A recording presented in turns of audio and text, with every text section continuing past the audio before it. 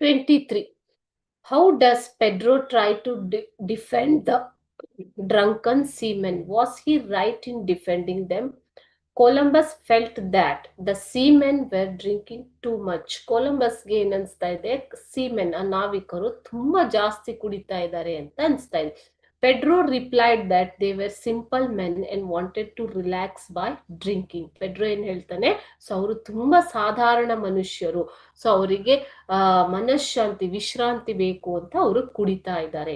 They did not have a same vision as Columbus. So ಕೊಲಂಬಸ್ಗೆ ಏನು vision ಅಂದ್ರೆ ದೂರದೃಷ್ಟಿ ಇದೆಯೋ ಆ ತರ ದೂರದೃಷ್ಟಿ ಸಿಂಪಲ್ ಆದಂತಹ ಈ ಸೀಮೆನ್ಗೆ ಇಲ್ಲ. Pedro was he defends like this. Okay, they were simple men of simple feelings, so they don't have vision, same vision as Columbus ಅಂತ ಆತ ಡಿಫೆಂಡ್ ಮಾಡ್ಕೋತಾ ಇದ್ದಾನೆ.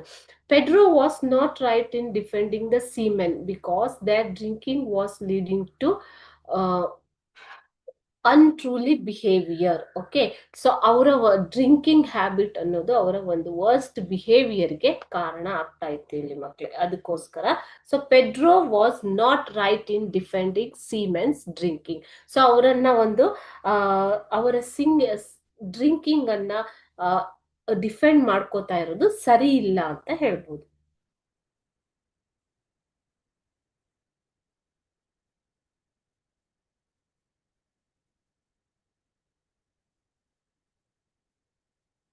Okay, so their drinking leads to unruly behavior. ಅಶಿಸ್ತಿನ ಒಂದು behaviour ನಡತೆಯನ್ನ ಅದು ತೋರಿಸ್ತಾ ಇದೆ.